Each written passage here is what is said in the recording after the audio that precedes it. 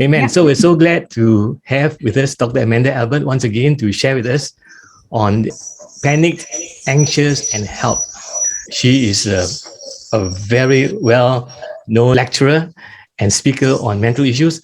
She's a member of the Association of Psychiatrists, and also she's also a lecturer at UNIMAS in Kuching. So let's give a warm welcome to Mandy, as we know her, to give us the grand finale of her talks on mental health. Amen. Right. Morning, church. I'm very, very happy to be here again, as in the previous 2 weeks. I hope you've got a little bit of a clearer idea that, mental health issues are not all just under one umbrella. They are not just one thing. Oh, mental health issues means the same thing.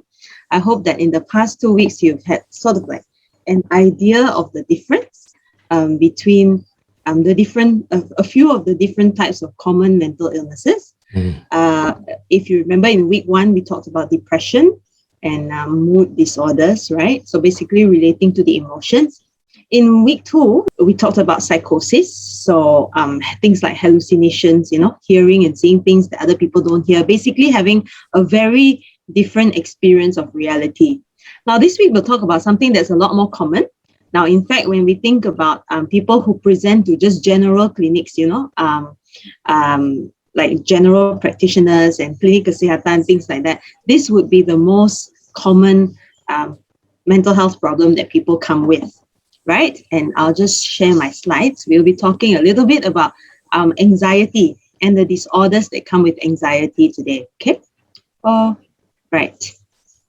So that's basically the title of this week, okay? We're thinking about panic, we're thinking about anxiety, right? And this would be some experience that's very common to a lot of us. Now, if you remember in the previous 2 weeks, what I did was I gave you a slide that showed you an overview of the major categories of mental health problems, right? So we talked about mood disorders in the earlier weeks and psychosis in the week before. And this week, we'll be talking about anxiety disorders. So what I mean by that are basically the common ones would be things like generalized anxiety disorder, okay, as well as panic disorder, where people get panic attacks, right? And there's some others like social anxiety, which we will cover just very briefly in the interest of time. We don't have as much time to cover everything. There are some related disorders, but they are separate when we look at the DSM-5, as we call it, or the psychiatric Bible, basically. It's related but separate, okay? So things like obsessive compulsive disorder, or OCD, which you may have heard of, or post-traumatic stress disorder, which is PTSD, okay? So this is what we'll be looking at this week. Now, when we think about fear and anxiety, if any of you remember the movie Inside Out, fear was this character here, okay? So he jumps at anything, he's afraid of everything, he reacts very, very quickly to any possible threat, okay? Which is evidence in the quote he says here, if you don't die today, you consider it an unqualified success, okay? So actually, what is our role? What is the role of fear and anxiety? There is a role for each of our emotions, right? Anger serves for us to drive us into action. It makes us unhappy about things that are not right, okay? Happiness, of course, is good for our well-being. Sadness also has a role to play. Fear and anxiety, on the other hand, it serves to protect you. If you live a life that is fearless and completely without anxiety, there's a high chance that we will get ourselves into all sorts of trouble by doing all sorts of things that are risky. So fear and anxiety is a mechanism that serves to protect us, right? But the question is, at which point does fear and anxiety just get too much? When does it become not just part and parcel of life, but something that I need help with? Okay, so that's sort of like what we are thinking about today. So when we think about anxiety that is excessive to the extent that it becomes an anxiety disorder, these are the few things we think that, that are important to know, all right?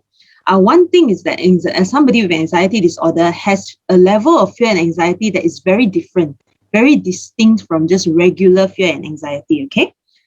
It will persist beyond a developmentally appropriate period. So meaning that if you expect us to be anxious during our teenage years, this person maintains this anxiety to the extent of their 50s, the age of the 50s, for example, all right? So it persists beyond your level of age and maturity. This kind of anxiety also persists beyond just transient fear and anxiety, right? So part and parcel of life is that we get anxious sometimes, we get fearful sometimes, and then it passes. But somebody with an anxiety disorder will have fear and anxiety that will persist beyond all this, okay? And normally it is out of proportion to the actual situation. So say if I had a presentation to do today, for example, and I was a bit anxious about it the night before or then a few days prior to that, that may be normal, right? And then after the presentation, I feel very relieved. Somebody with an anxiety disorder may be anxious to the point that they can't sleep, they can't do anything else around the house, they can't even cook their dinner, the kind of anxiety that consumes them. And that anxiety has lasted since 1 month before the presentation, and in fact continues to persist even after that. After this presentation, you worry about the next presentation, which is in another month from now. So this is the kind of anxiety that I mean that is out of proportion to the actual situation. Okay, right? Anxiety disorders commonly develop in childhood or young adult life, and then they will persist if not treated. Okay, and as Uncle Gary brought up in the previous week, the observation about anxiety that it is more frequent in women. Approximately, we're talking about 2 women to 1 man a lot of the time. Okay, some causes to consider first. Okay, before we say that somebody has an anxiety disorder, will be physical health conditions. So some things like an overactive thyroid can cause it. In anxiety, sometimes you have a sense of a very fast heartbeat. It's important to check that it's not a heart attack or it's not some big kind of heart problem, right? So these are things that can look like anxiety disorders, all right? Other causes to consider are medications. Certain types of medications make your heart beat faster, make you feel on edge all the time, right? Of course, illicit substances, as I mentioned before, things like stimulants, when people take ice, people take shabu, they get what looks like anxiety, right? They get a lot of stimulation and a lot of activity in their nervous system, right? And other causes to consider are sort of like other major psychiatric illnesses, okay? So if I have a lot of anxiety because of the voices I'm hearing, we wouldn't say that I have an anxiety disorder, because the major problem there is the hallucinations. I'm hearing voices or I'm seeing things that other people can't. So we would not diagnose somebody with anxiety disorder in this case, but we would look towards the major problem. So the major problem being the hallucinations, so the psychotic disorders, right? So when you look at this, right, anxiety disorders is a group on its own. But we tend to say that somebody has an anxiety disorder if they do not, we make sure that the symptoms of the anxiety are not due to medications or some physical health problem, right? Or it's not due to alcohol and drugs, right? Or it's not due to one of these other major disorders.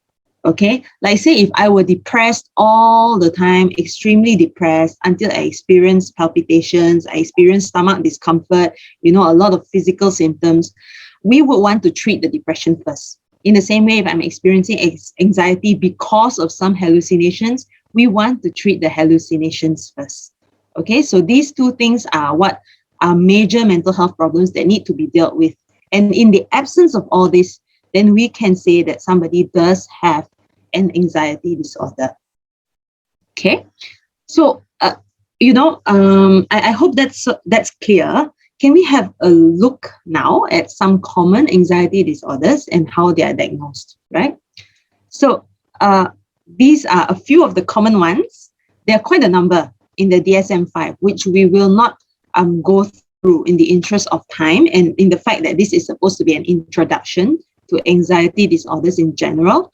So I'll be talking about the common ones that we see. Okay, so one of it would be panic disorder. If you've ever heard somebody describe a panic disorder is when somebody has a lot of panic attacks, right? Repeated panic attacks that have no trigger. So it's repeated, it's unexpected, and it just happens. Okay, so what we define as a panic attack, right, is a sudden and an intense fear and discomfort that will reach the max in minutes.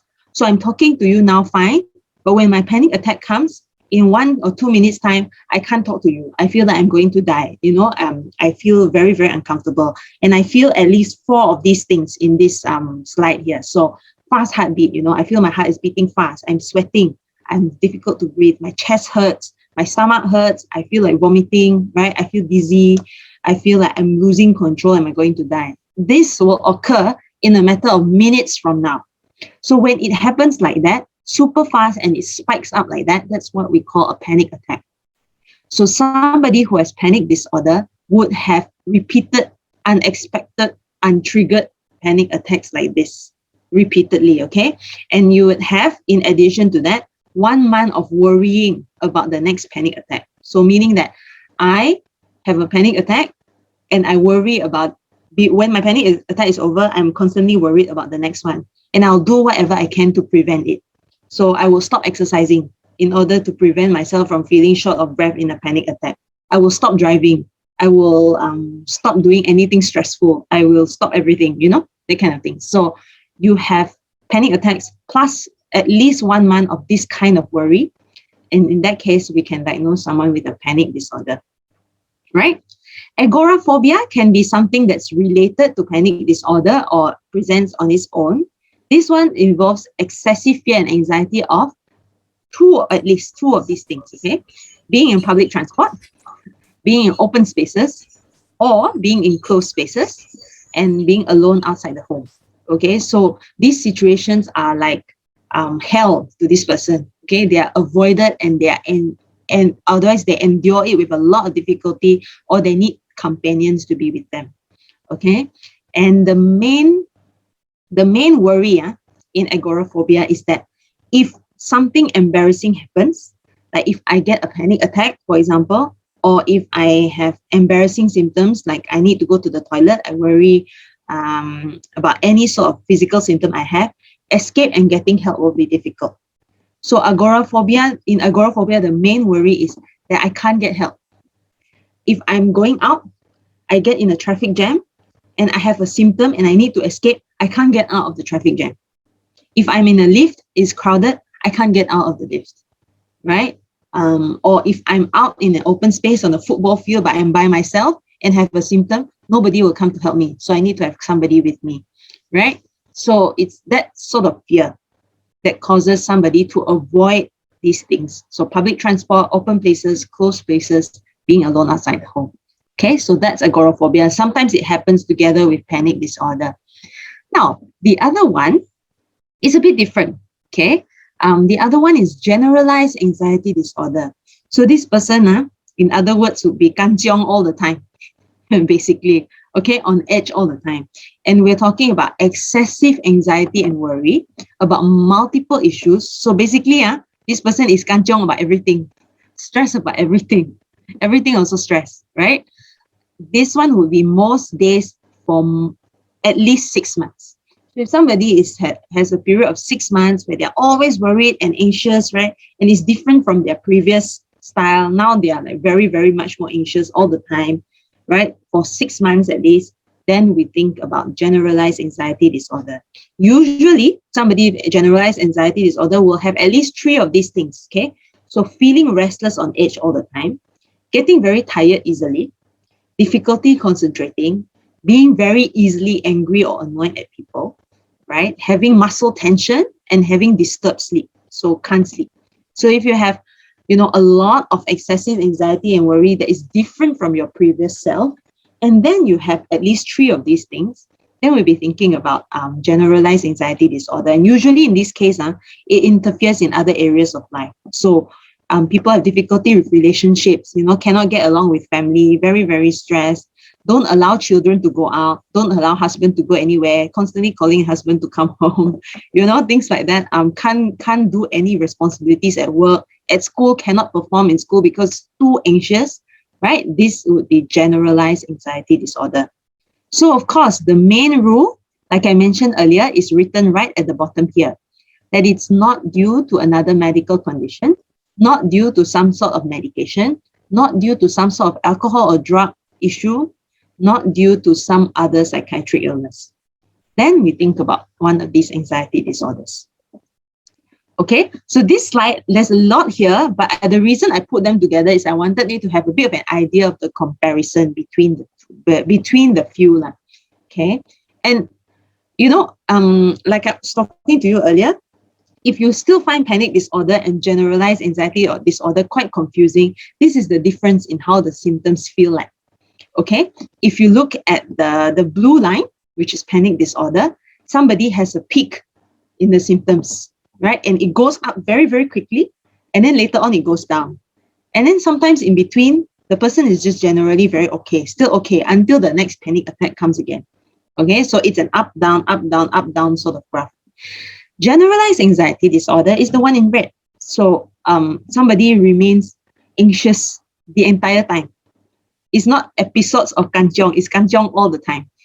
Okay, so that's what the difference is between panic disorder and generalized anxiety disorder.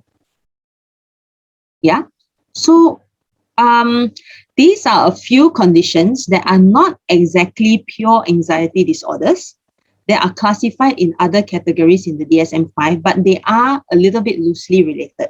Okay, they are quite different in the sense that the way the disorders are different. And but I am covering it because we do see this quite a bit. Okay, so the way the disorders present, the kind of illness that is different from the pure anxiety disorders, number one. And number two, the treatment can be different. Okay, so that's why it's not classified in one group as the others, although they are a bit related. Now, post-traumatic stress disorder is one more.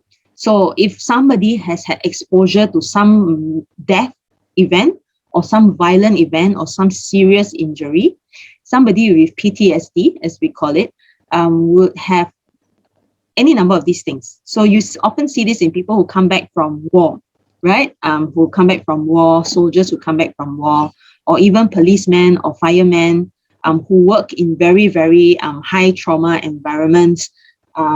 Even somebody like a healthcare personnel who's experienced death, things like PTSD during COVID-19.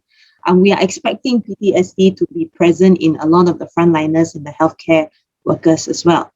So you have intrusive memories, okay? And this can happen on a personal level, like if you have a car accident where you almost pass away, right? Or you've been robbed, right? Or people have been raped, right? This can happen. PTSD can happen, all right? So somebody following an exposure to this event will have intrusive memories. So the memories, by intrusive, I mean you can't prevent it, and then the memory comes is like you experience it as something you really don't want. It's not a kind of memory that you say, oh, I think back and I feel, oh, I accept that as part of my past. It's a memory that comes even when you don't want it. When you are relaxing, watching TV or at the beach, and then the memory comes, something intrusive. Okay, so that's it. Intrusive memories can happen.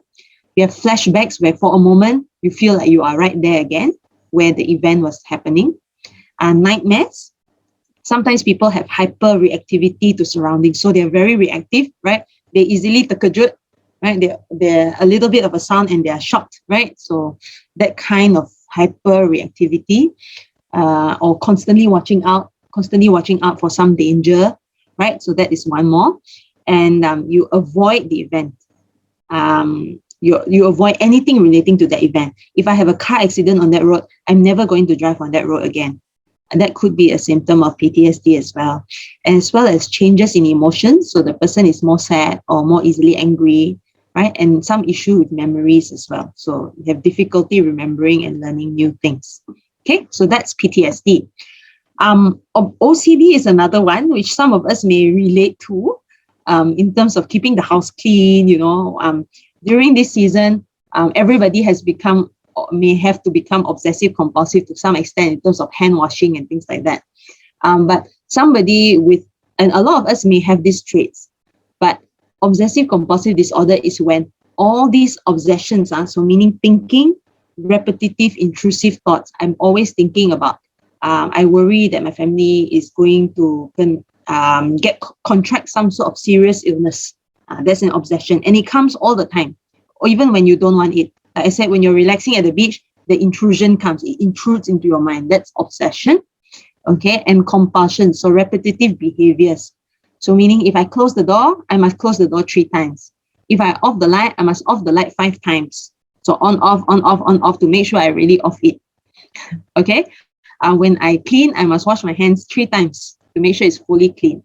So it's a repetitive behavior that must be done. And if you don't do it, you feel extremely anxious and you can't get rid of the anxiety until you do it. Okay, that's a compulsion. So somebody with obsessive compulsive disorder will have these symptoms to the extent that it's time consuming. So taking up at least an hour, more than an hour of the day, and affecting other parts of life. So we have had people with very severe obsessive compulsive disorder who cannot live with anybody because nobody can stand you checking the house, checking everything. You know, every day the routine must be I check the aircon that is working, check 3 times. Open up the remote, check the remote 3 times. Open up the battery, make sure the batteries are working 3 times. You know, so it takes up the whole day. And people with very severe obsessive compulsive disorder tend to end up living on their own. Nobody can live with that, right? So this is very disabling. So that's obsessive compulsive disorder. Social anxiety disorder is another one, right? So this is fear and anxiety about social situations in which one can be observed closely by others. This can be a normal part of human experience, yes. But once it's a disorder, it's to the extent that it affects other parts of life. Like you can't go to work because you're worried about presentations, right? And things like that. To the extent that it affects other parts of your life that you can't function, then we call it social anxiety disorder. So this can occur when people are worried about social interactions where people are watching them, they perceive people as watching them. In terms of performance, having to give a speech, having to give a presentation at work is a nightmare for somebody with social anxiety disorder, right? During these periods of time, interestingly, during COVID-19, when everything has gone virtual from the computers, we find that people with social anxiety disorder find it a good thing. They're very happy to remain at the computer, and the social anxiety goes away because I can be, most of the time, I can turn my camera off and not be seen by anybody, right? So going back to school, you would think that going back to school for children would be something that a lot of children look forward to. But the interesting thing is that in countries like the States, where they give children option whether to go to school or to not go back to school physically, quite a number of children actually opting to not go back to school physically, especially those with social anxiety disorder, because going back into a social setting where you might be observed for somebody with social anxiety disorder is a true nightmare, right? So COVID-19 has been good for them in that sense, but not good for them in terms of personal development and trying to overcome social anxiety disorder. Yeah. So, plus and minuses. We are still learning what we can gain from the COVID-19 in this sense. But this is one of the very surprising findings that actually there are high levels of anxiety among children, and the number of children who are actually opting to go back to school are not as high as they would expect. Yeah. So good and bad, really, I think. Yeah. So just like last week, if you remember this slide, I repeat it again, right? But it's slightly different for anxiety disorders. What contributes to anxiety disorders? One is inborn temperament. So some of us are more naturally anxious than other people. So those of us who are more naturally anxious will also quite likely be more likely to develop an anxiety disorder. Okay, so 2 parts of the inborn temperament that psychiatrists and psychologists talk about are: one, negative affectivity. That means that basically is a tendency to view the world negatively. So I tend to view the world negatively. That's negative affectivity.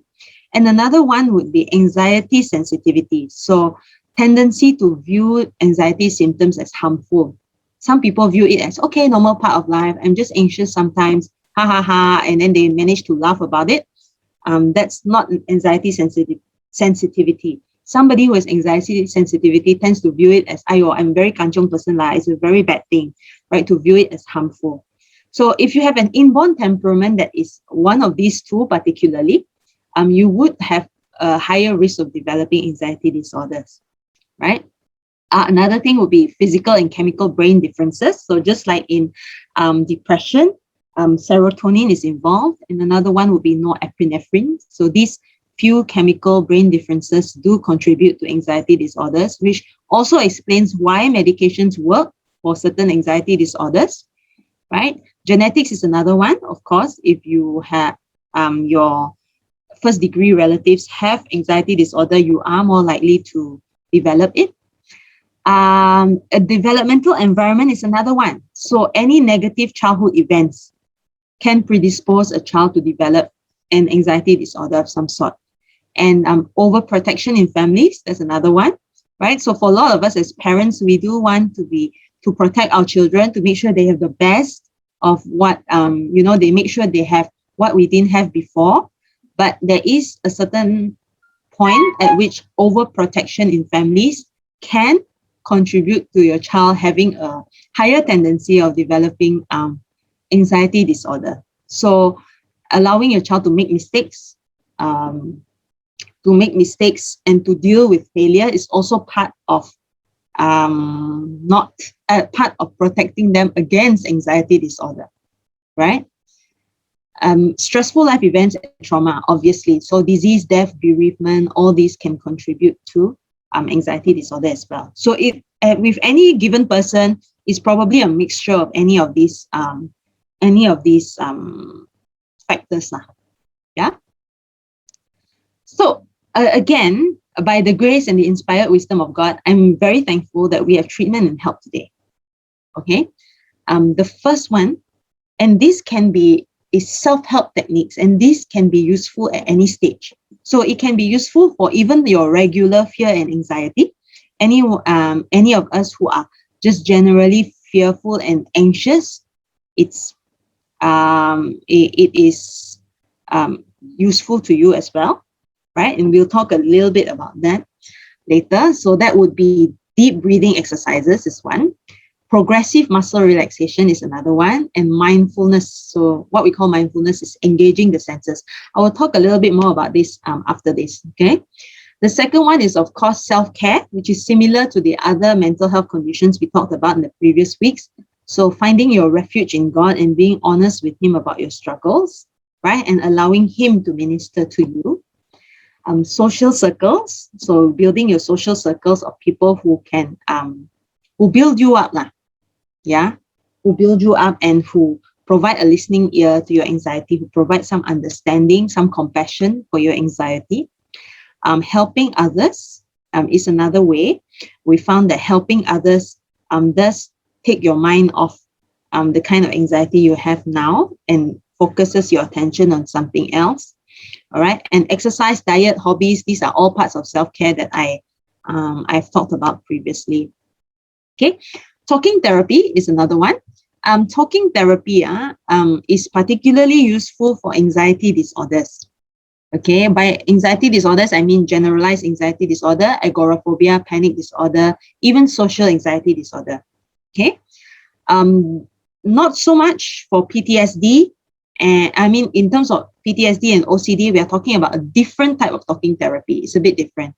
But this one that we talk about here, cognitive behavioral therapy or CBT, is useful for this group of anxiety disorders. Okay, so what CBT generally does is we learn to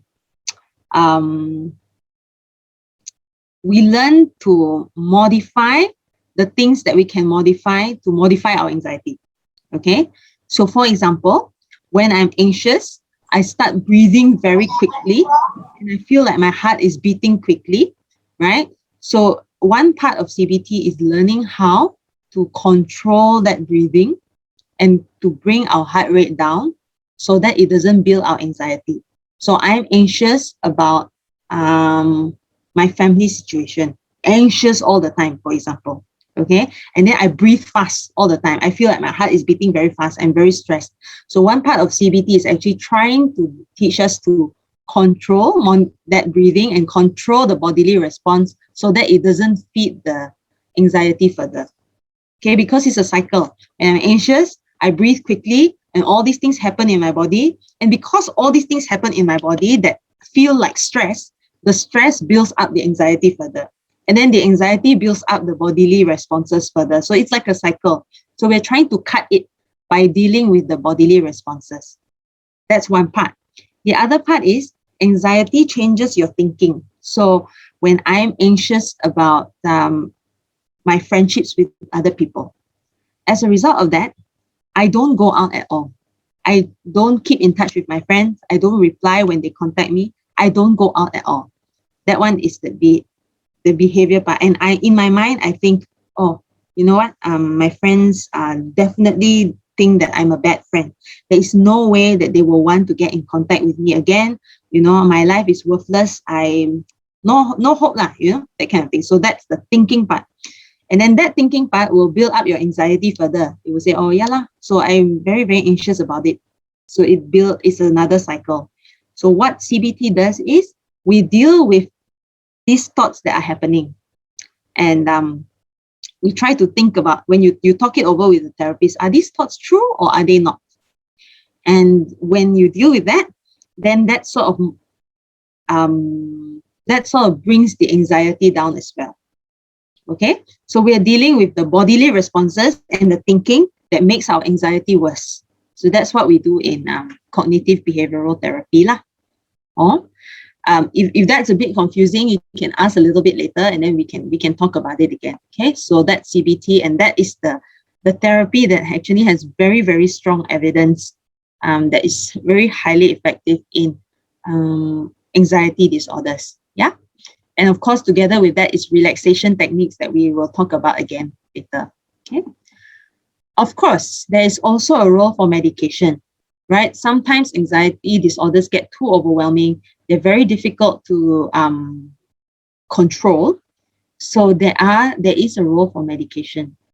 The main medication that we're talking about is the antidepressant group. Okay, so they are called antidepressants, but or they work together. They also work with anxiety, because the theory is that the chemicals involved in depression and anxiety in the brain are similar. So the same medication sort of like works for both conditions. So for major depressive disorder, depressive conditions, as well as for anxiety conditions. Yeah. So we do give antidepressants, and this should be the main treatment. Okay. And benzodiazepines, which we mentioned in previous weeks, are basically sleeping tablets. There are certain versions of the sleeping tablet that can help with the anxiety, to bring the anxiety down quickly. Okay, if you have heard of Xanax or alprazolam, that is one of the quick, one of the quick benzodiazepines that can bring down anxiety quickly. Okay, but remember, if anyone is giving you only benzodiazepines for an anxiety disorder, that is not proper. Okay, because benzodiazepines, as we also discussed in previous weeks, should not be used long-term. They have potential to be addictive, and they have potential to not work after a while. So if you lose it long-term, you'll find that over time, the effect gets less and you need to take more, right? So this is something that I would say we should only take short-term. So the main treatment is still antidepressants. So if you have an anxiety disorder and your doctor is only giving you benzodiazepines, the sleeping tablets or the tablets to calm yourself down, that's not proper. You should be getting an antidepressant as the main treatment for anxiety disorders as well. All right. So when we think about self-help techniques, if you don't know yet which one works for you, today is the day to experiment and to actually find out what works, right? One of it is deep breathing exercises. So you remember when we talked about anxiety causing us to breathe faster, right? It causes your body to go into stress mode. So your heart beats faster, you start breathing faster, everything feels terrible, right? Breathing is one way to actually control and to bring those stress responses down. So when you breathe, there's a specific way of learning how to do deep breathing, right? It's you can find heaps of videos online about it, coaching you on how to breathe deeply. Okay, so it involves just breathing in, holding it, breathing out, and learning to do it well. So when you do it well, this is the way of tricking your body into calming down. Okay, because if you are breathing in a relaxed manner, you can't maintain anxiety for very long. Okay, because your body is saying, you know what, I'm calm, I'm breathing slowly, I'm breathing in a relaxed manner. So that brings your anxiety, your mental anxiety down. Okay, so that's the idea. Of course, this takes a lot of practice. Deep breathing takes a lot of practice, and it's not just something that, you know, when the stress comes, then you do it, and then after that, you don't, because it's not likely to work. So deep breathing is something that needs to be practiced beforehand, that needs to be done well, so that when the stress actually comes, the deep breathing can be done properly. Yeah, so it's like you prepare a weapon before a fight. If you only take out the weapon during the fight, the weapon is, you are not going to be very effective at wielding that weapon. Okay, so deep breathing exercises is something we tell our patients or clients to practice early and to practice doing well, so that when the stress actually comes, when the anxiety or when the panic attack comes, they know how to do it well. And when they do it well, a lot of the time it brings it down. And for people who have successfully used deep breathing, they find that they don't need the Xanax, you know, to bring the anxiety down. It actually brings it down on its own. So that's if you've practiced it well and the anxiety is getting better controlled. So deep breathing exercises is one. I encourage you to check it out and try it. It's quite different from your usual breathing, but it does help in tricking the body into calming down. Okay, that's one. The other one is progressive muscle relaxation, which you can also find a number of videos on YouTube. Basically, it's learning how to, it is a practice of clenching muscles and then releasing them in different groups. So from head to toe. Okay, and you find that it's strange, but in those cases, it also works. It also brings your, it is working on the physical symptom, you know, all your muscle tension, and learning how to relax the muscles group by group. And that is also another way, just like deep breathing, in which you bring your anxiety down. Okay. Now, the next one, mindfulness. I'm a bit careful about how we use the term mindfulness here, because I will say that in therapy circles, so in psychology circles, the original root of mindfulness is from Eastern philosophy. You know, Eastern, some would say Buddhist philosophy, where they live in the moment, right? They meditate and they stay in the moment. Okay. In this setting, I normally do not practice or advocate mindfulness in that sense, especially if the person is not from a Buddhist background, for example. If they're from a Buddhist background, then it's their practice already. So they would be quite familiar with it. But in other settings, I do find that mindfulness, not in that sort of context, but in the context of being present here in this moment now, practicing focusing on what is here now in this moment, does help to reduce anxiety. Okay, so what I mean by that is instead of, you know, meditating and thinking about the oneness of yourself with the world and things like that, right? Mindfulness meaning that we instead of worrying about the future and thinking about, you know, presentation, this job, that job, thinking about my child's situation, thinking about, you know, exams next week, and thinking about this and that, right? Something that is so far, thinking about my finances for the next 3 months, right? Mindfulness means bringing us back to here and now. Okay, what do I have now? What can I enjoy in this present moment now? Okay, so thinking about what do I have now? Look at this. God has provided the food for me today. I will give thanks for it. Being mindful now and being thankful now.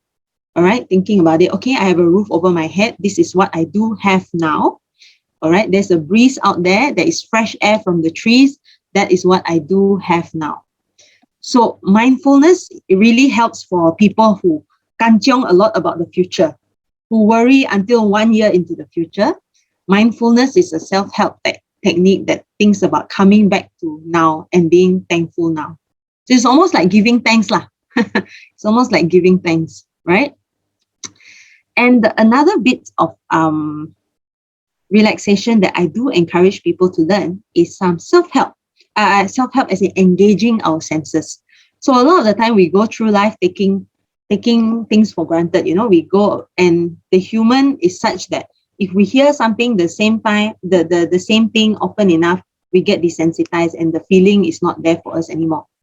So engaging the senses, meaning that we use our different senses to find a way to relax. Okay, so by what I mean by that is in terms of sight. If you can't go to the beach or if you can't go to the forest and these are things you enjoy, maybe putting it on your desktop, watching videos of the forest, watching videos of travel to other places in the world, right? Sights and sounds. Going out to your garden if you have a garden and just enjoying the green, right? Things like that. So engaging the sight. Okay, that is one thing.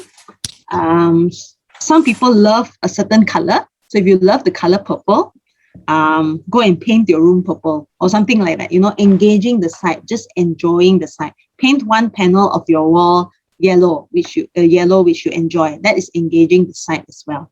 Okay, engaging hearing would involve listening to music that you find is calming. For some people, it's listening to sounds, like sounds of the forest, sounds of flowing water, things like that, sounds that you find relaxing. Touch is another one. Touch has been proven to be very helpful as well. So touching a pet, if you enjoy furry animals or pets, some people find touching monitor lizards and things like that, reptiles, as relaxing. If that's your idea of relaxation, by all means, right? So a sense of touch, right? Something that engages your touch to help you feel relaxed. That's one. Smells is another one. So a lot of people find lavender very calming, rose, chamomile, things like that. So smells, aromatherapy, candles, shower gels, things like that. Engaging the smells, even a cup of coffee, hot coffee or hot tea, right? Some people find that relaxing. So engaging all your senses. Okay, and taste. Of course, taste, being Malaysian, food is a big thing, but actually just eating versus enjoying the taste that is relaxing is a big thing. So if maybe for you it's chocolate, maybe for you it's bak kut teh, maybe for you it's pasta, finding a taste that you enjoy, right? So these are a few ways we encourage people to deal with the anxiety by self-help. Okay, and this can be helpful for anybody, whether you have anxiety disorder or not. And if you don't know which of these do work for you, please do experiment and please do try out some of them to see what works and to see what you can use for relaxation, right? You'd be amazed that in a lot of the people who come to us, when we talk about learning to relax and things that they enjoy for relaxation, just like hobbies, quite a number of people can't tell us what they do to relax or what they do to it, what their hobbies are. So in terms of hobbies are very important. Learning what relaxes you is also very important. Yeah, for some people, complete quietness and silence is relaxing. For some people, being noisy in a whole house full of relatives, lots of children running around, that's relaxing. So it's different for everyone. You got to find what works for you. Okay. So that's sort of like an overview of anxiety disorders, and this is sort of like what we have been talking about. Yeah. Mood disorders we talked about in week 1. So remember, depression on one pole as well as bipolar disorder on both poles, right? And any sort of like mood issue that any sort of illness that affects the emotions. Then we talked about psychosis, which is experiencing things that are not real. Okay, so and we talked about how distressing that is. Imagine if you hear or see or feel things that are not real or that other people don't experience, or you believe things that nobody believes and everybody thinks that there's something wrong with you, right? So that's psychosis. Anxiety disorders, which we talked about this week, right, in some degree. right? And also, just we may have mentioned bits and pieces of this, right? Mental health problems arising from physical health problems. So remember that before any mental illness is diagnosed, we must make sure that it's not a physical issue. It's not a heart problem. It's not a stroke. It's not a dementia. It's not some sort of seizure, epilepsy, right? And it's not due to certain types of medication, right? And of course, along the lines of medication, we talk about drugs, illicit drugs and alcohol. That can also be a contributor to mental health problems. Yeah, so that's sort of like an overview of what we've covered for the past 3 weeks. There are plenty more. There are other things, in fact. There are mental health disorders that affect children. There are mental health disorders that affect elderly people, especially those who do have dementia and things like that already, right? So there are quite a number of other categories which we are not covering first, because we want an overview of the major ones and the more common ones that we see. Okay, so any questions? Oh, hormonal imbalance. Someone asked, YB asked, how about hormonal imbalance? Yes, hormonal imbalances can contribute to mental health problems. So that would include depression, that would include anxiety as well. Definitely there can be a contribution, yes. Does anyone have any question? Alice asked, can a person have depression and anxiety disorder at the same time? Yes, it can. All right. The rule is, though, that you sort of like need to fulfill the criteria for both the disorders. Okay. If you have, say, depression, if we have depression, right, very, very, very, very prominent depression, I'm feeling sad all the time, most of the time. I have no interest in doing anything. I have no motivation. I feel like life is not worth living, right? I feel guilty all the time. I feel worthless all the time. Depression. And then you sort of like have a few anxiety symptoms, like, oh, I'm a bit anxious, I'm a bit worried about this and that. Then normally we wouldn't say that it's a full anxiety disorder as well. We would say you have depression with a few anxiety symptoms. Okay. But if the person has anxiety disorder to the extent that it fulfills the criteria that we talk about today, as well as depression, both of them, then yes, it does occur that somebody has two psychiatric illnesses at the same time. It does occur. Yeah. But the treatment will be the same for both. The treatment will be the same. We normally recommend antidepressants plus talking therapy. Yeah. Angie asked what vitamins can be taken to balance up the hormones. It's very hard to say because it depends on what hormones you're talking about. It's just like there are lots and lots of vitamins we need and lots of minerals that we need, right? There are lots of hormones in the body as well that have very, very different functions and that work differently. So there's no one vitamin that can sort of like balance out everything. Yeah, there's no one. The only one that that does come to mind at the moment, the only one that does come to mind is, say, if you were somebody who had what we call premenstrual dysphoric disorder. So somebody who has a lot of emotional symptoms before their period, right? So relating to menstrual, the time, menstrual timing, so right before the period, a lot of very, very major emotional issues. And then after that, after the period, it goes away. So it's like a cycle. It comes and goes in a cycle. Then some people, and there are some studies who have found that evening primrose oil does help. If that is the kind of hormonal imbalance that we're talking about in relating to the menstrual cycle, some people have found that to help. And there are some papers, I think, here and there that do say, there is some research that does say that it may help. May not help everyone, may help some people, but usually that is the only one that I can think of that may have some, that may be able to sort of like balance out hormones in that sense. But apart from that, there's no one vitamin that people take normally, because it really depends on what hormone you're talking about. I mean, the thyroid is a hormone, right? And then there's also reproductive hormones. There are growth hormones in the body. So there's so many hormones that it's kind of hard. Unless we really know what condition you have, and then you can go from there. Yeah, I hope that answers the question. Right? But basically, there's no one size fits all lah. It depends lah. Yeah.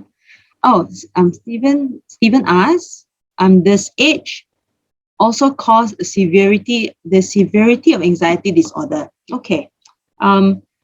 This depends on which anxiety disorder we're talking about. There are certain anxiety disorders that are much more prominent in younger people, and that may taper off a bit as you age. And there are certain anxiety disorders that may be a bit more prominent as you age because of the life stresses and the things you've gone through, right? Yes. So it may get more severe.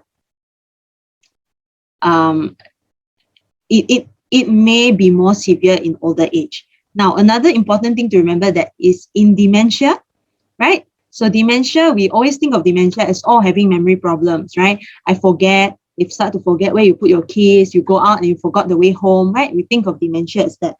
But in dementia, it is also found that somebody who's already anxious before, sometimes when they have dementia, they become 100 times more anxious.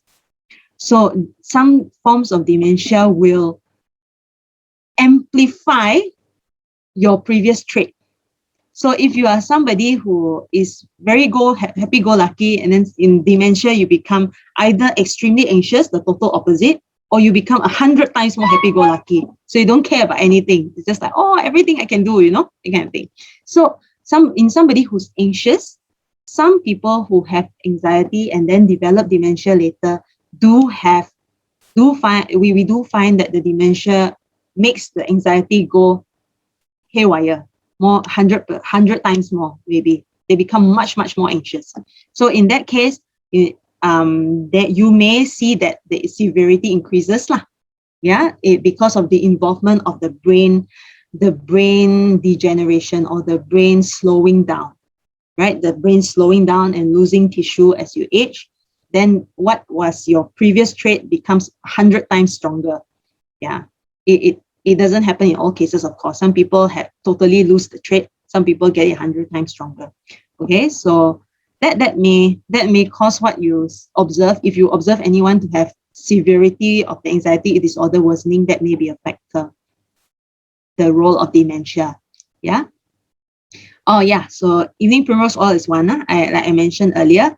May help with cyclical mood issues. So mood issues that happen in a cycle relating to the menses. Okay. Oh, hang on. What's MCT oil? Oh, do you have the full name for that? Let me see. Pastor Patricia asked about MCT oil. Let me see. MCT oil is like pure coconut oil. Pure coconut oil, Pastor Pat. Oh, right. MCT. Okay. Oh, medium chain triglycerides, huh? Right, yes. You're meaning in the treatment of what now, Pastor Pat? Any particular one that we are thinking about?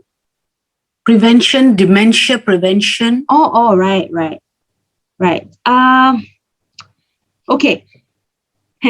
This one is it's a tricky one. I would say the jury is still out. the jury is still out on that.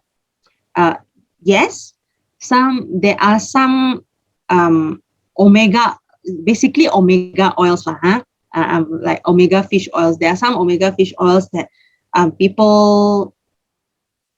some scientists claim that there is some role in it in preventing dementia. One factor supporting such a hypothesis, such a theory, is that we do find that rates of dementia, we do find a lower rate of dementia among people who take the Mediterranean diet. So what do we mean by Mediterranean diet is lots of fish, right? Lots of fish, lots of veg, right? Less of the red meat and less of all that meat, that kind of thing. Less dairy product, lots of fish. We find that there are some studies that show that the rate of dementia is lower in these communities, and certainly in certain parts of Japan where a major part of their diet is fish, right? That it does seem that the rates of dementia do tend to be lower. So one of the strong evidence for dementia prevention is actually the Mediterranean diet.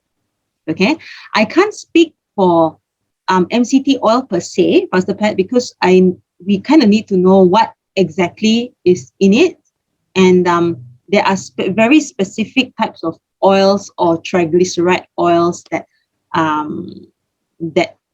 seem to have some role in preventing dementia, but the stronger evidence, rather than oil or supplements, I would say is actually the one that they have more evidence for is really the Mediterranean diet. So the Mediterranean diet meaning natural fish oils lah. Of course, in this day and age, unfortunately, living in a polluted world, if you take too much fish, you have to think about fish sources as well. There's such a thing as mercury in fish and things like that. So if you take too much of something, sometimes it's a bad idea as well. So too much of this, too much of that, you can really have problems with too much of anything. But for all intents and purposes, the current evidence does show that a diet of more fish, a little less red meat, more fish does seem to be helpful. That being said, I mean, I can't speak for oils per se because there are a lot of brands and a lot of versions out on the market, but I can speak for natural sources of omega, like fish oil and things like that. That may be helpful. Yeah. That being said, though, diet is not the only way of preventing dementia lah.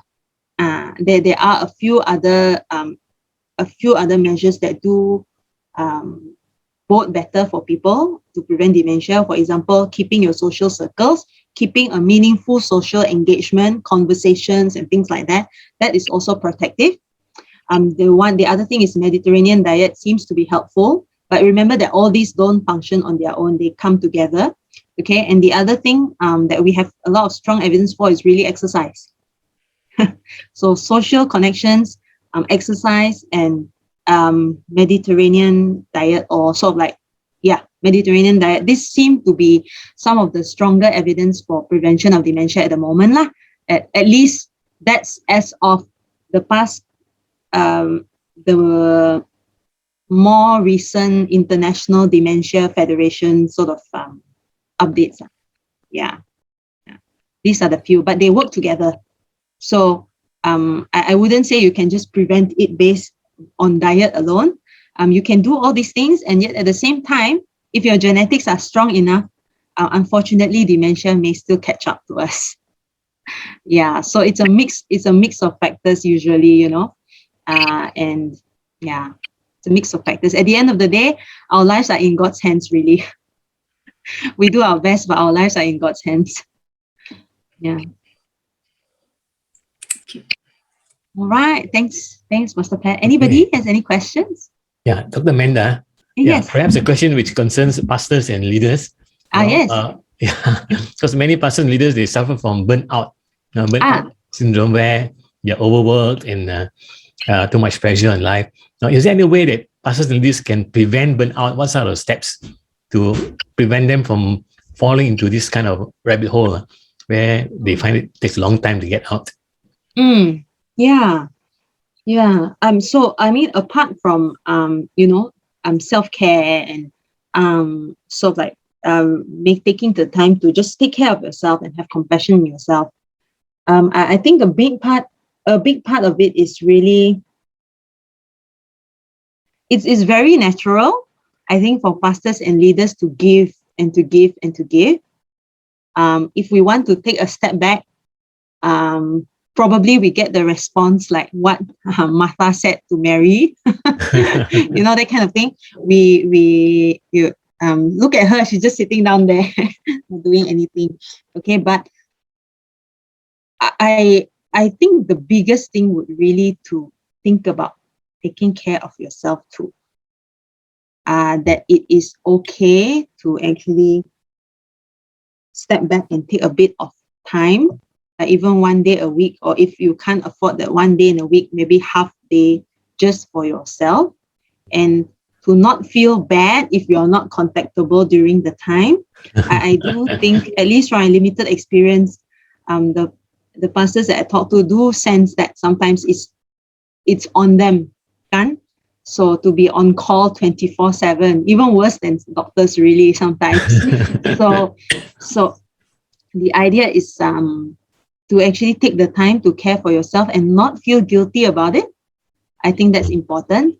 If it comes to a point where you do need to take a sabbatical, to take a sabbatical in discussion with the church and to not feel guilty about it, I think that's important.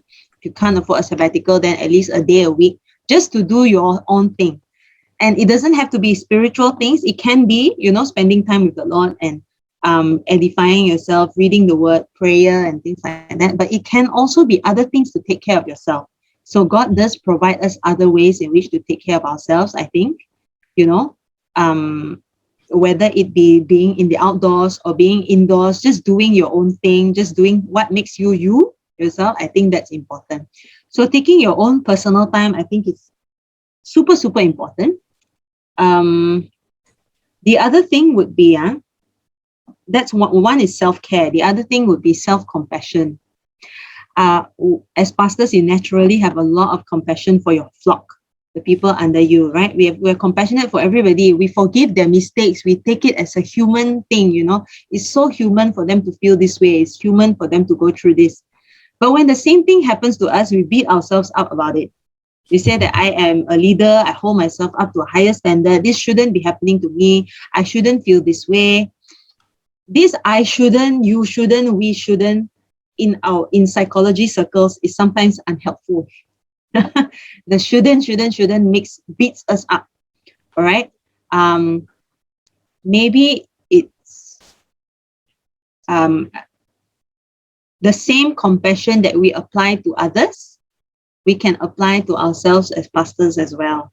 I think self-care and self-compassion are really two ways of preventing burnout lah. To actually learn to say, you know what, it's okay, it's okay, pastor, to comfort ourselves and to say, it's okay. I view this as a part of a human thing for somebody else, but why is it that I don't view it the same for myself? So to actually forgive yourself and to actually say, you know what, it's all right for yourself. I think those are two things that I think could go a long way in just helping pastors to really take care. Bullying is much stronger today. Okay, last time when you went to school, as in bullying is much stronger because of social media and the internet and how connected we are. Last time when I get bullied, I only get bullied in school. I get pushed around in school. I get verbally abused in school and things like that, right? When I go home, that's it. As in, if somebody at school wanted to bully me, they will have to call my house. Correct or not? Right? And you only have a landline. So it's probably the parents that are answering the landline. Correct or not? So it's much easier to protect children back then. Right now, the bullies can come right into the bedroom and into the bed of your child via their handphones. So via their computers, via their handphones. And the bullying can go on and on. They can go viral, So this is the kind of difficulty with the world that we're living in today. The other thing is the issue of self-image. There's a theory that goes around, like in terms of evolution, so when you say last time when we are cavemen, okay, you only work to gain the approval of 20 other people in your tribe. Okay, you gain the approval of 20 people in your tribe, you work together, you get the approval of 20 other people, and you can live happily.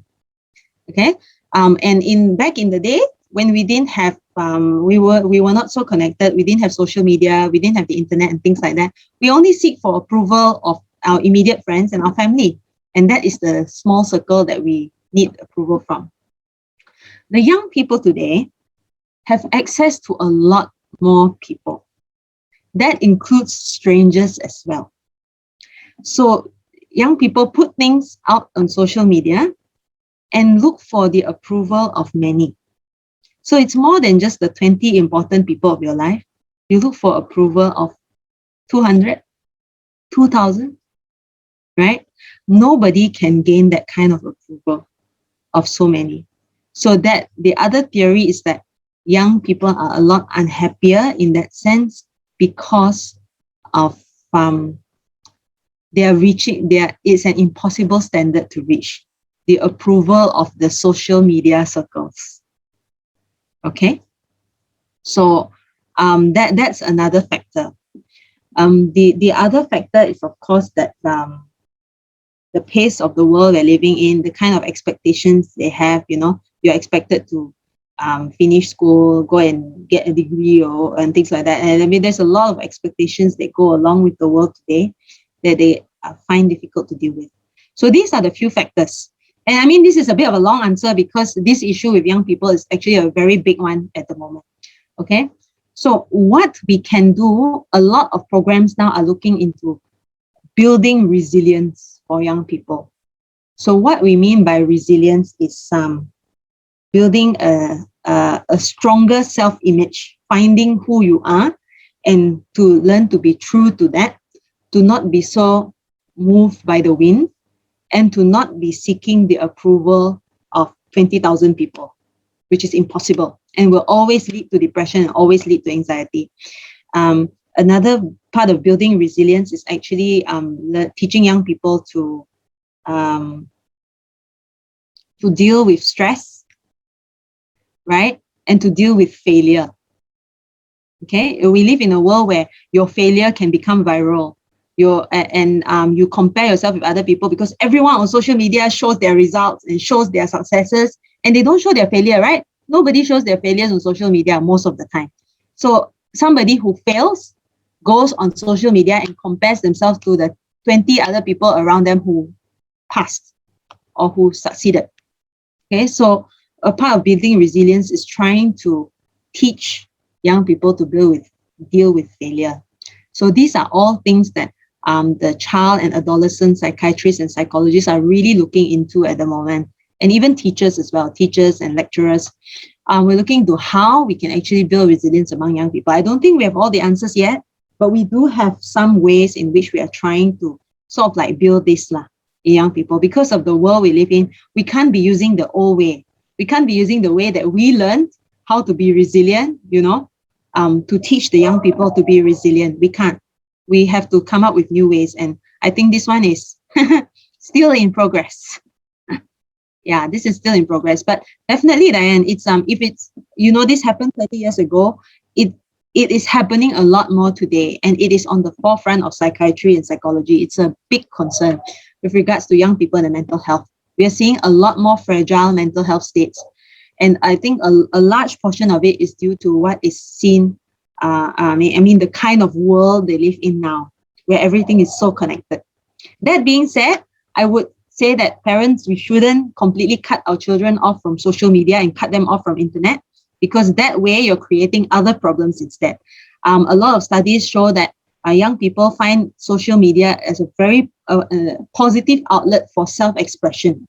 And we know that self-expression is important in trying to find who you are. So to completely cut them off from that, I think is also going to lead to other problems. We kind of need to find a way that to teach young people to deal with this kind of world where they're so connected with social media, and yet to gain some strength to not let that define who they are. And I think we're sort of like still looking for answers. Still looking for answers. Do pray that God will help the researchers and God will help all those people looking into mental health of young people, because this is a big crisis that I think we are going to see more and more of. We need to deal with it. Yeah.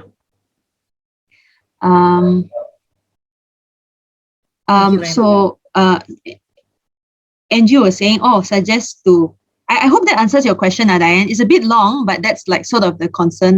That's the difficulty that we're having now. Man, very good. Yeah, I think very good. I think resilience is the key. Building, it starts from young. Yeah. Yeah. Because of this unanswered think, I mean, if it were to happen to my children, what would I do? How would I have done it differently, Yeah.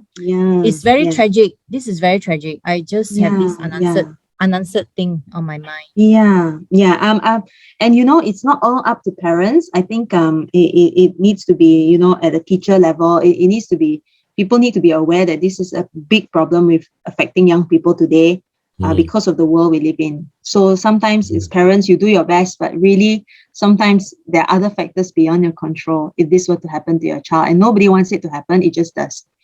Right? So hopefully we find a way lah. This program, they're sort of like building on it, and I'm not sure if there are some. I'm sure there are some in some organizations in Malaysia at the moment, talking about going to schools, talking about building resilience. But none that I can recommend off the top of my head at the moment lah. To you all lah. So, but there is a lot of focus on building resilience, bearing in mind that you can't build resilience in young people the way we had resilience built in us. So trying to say, your life is so easy now, it's very different. If you had lived like me last time, things like this are not helpful because the world they live in now is so different from the world we live in. So we need different ways that address that lah. Okay. Angie mentioned here, suggest pastors to talk to Amanda. No. On that note, I would say regarding pastors burnout, your pastor shouldn't be stigmatized for going to talk to somebody. If your pastor talks to a counselor or a therapist, I think everybody should be exercise compassionate understanding. Amen. And unless you can be your pastor's therapist. Otherwise, if your pastor is seeing a therapist, you should be in support. I would say lah. All right. Amen. And Moses and Jasmine put up, yes, love others more than yourself. Love others as yourselves, not more than yourselves.